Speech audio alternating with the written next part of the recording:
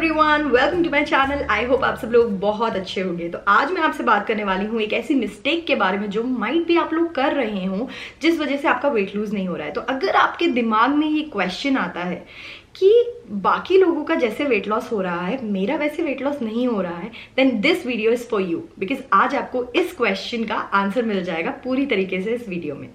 So guys देखो, सबसे पहली चीज तो अगर हमें वेट लूज करना होता है या हमें अपनी वेट लॉस जर्नी स्टार्ट करनी होती है या फिर हमें वेट मेंटेन करना होता है, the number one key thing is कि हम ओवर ईट ना करें। So the mistake which I am talking about in this video is over eating. अगर आप ओवर ईटिंग करते हैं बहुत ज्यादा तो आपका वेट लूज नहीं हो पाता है।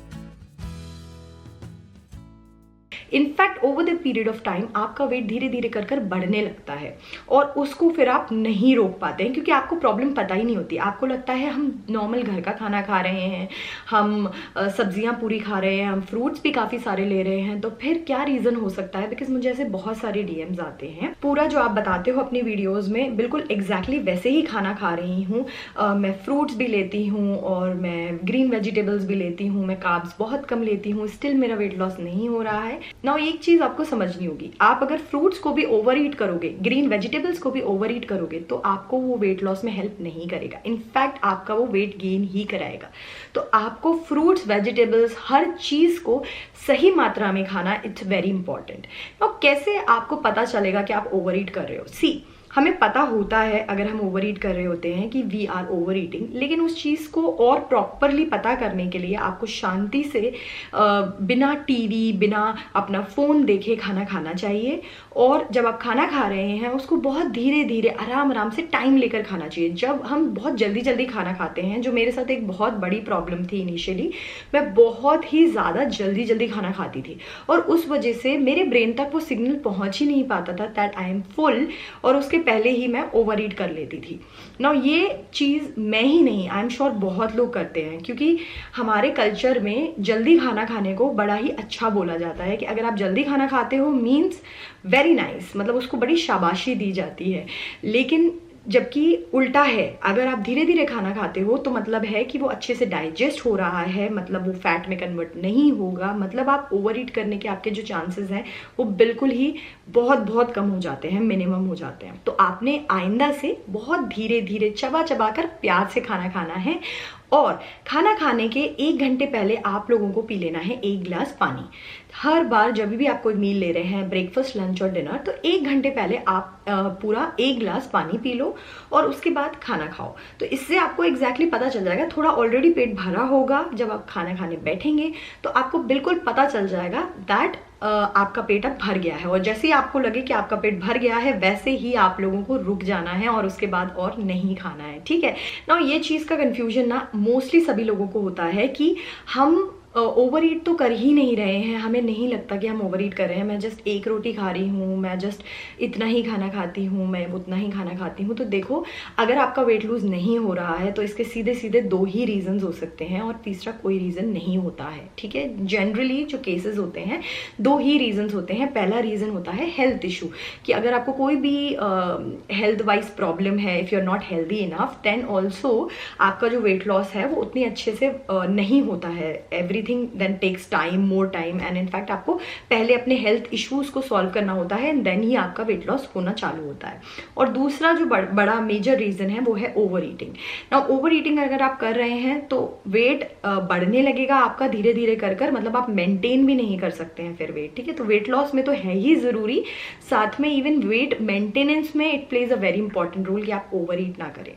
मैं जैसे अपनी दूसरी वीडियोज में आपको बताती हूँ कि आपको सब कुछ खाना चाहिए, मतलब आप नॉर्मल रोटी सब्जी खाओ, आप सुबह अपना ब्रेकफास्ट में पोहा, इडली, सब कुछ खाओ, लेकिन फर्क क्या है? नाउ फॉर एग्जाम्पल, एक है ए बंदा और एक है B.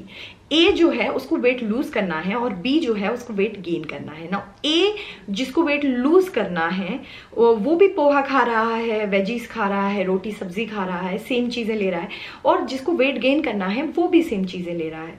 Now what plays a difference is कि जो बंदा वेट गेन करेगा वो थोड़ा ओवर ईट करेगा, जितनी उसको कैलोरीज रिक्वायर्ड है उससे थोड़ी ज़्यादा खाएगा एंड देन ओनली वो वेट गेन कर पाएगा। लेकिन जो बंदे को वेट लूज करना है, अगर वो ज़्यादा खाना खाने लगेगा, ओवर ईट करने लगेगा, तो डेफिनेटली उसका वेट बढ़ने लगेगा, ना कि कम होगा। तो बस इतनी सी चीज़ है कि आपको ओवर ईट नहीं करना है और धीरे धीरे कर कर आपको आदत पड़ जाएगी। Initially it just sounds overwhelming, आपको समझ नहीं आता है कि कैसे ये वर्क करेगा, लेकिन धीरे धीरे जब आपको आदत पड़ने लगती है, आप अकेले में बैठ के खाने लगेंगे। अगर आपको डाइनिंग टेबल पर बैठ के खाना पसंद है तो डाइनिंग टेबल पर बैठ के खाओ, अगर आपको नीचे आल्टी पाल्टी मारकर बैठ कर खाना पसंद है, जो मुझे बहुत पसंद है, तो आप वैसे खाओ। खाना कैसे भी खाओ, लेकिन बस एक चीज का ध्यान रखो कि आपको ओवर ईट नहीं करना है, ठीक है। और आपको इस चीज को एज अ चैलेंज लेना चाहिए।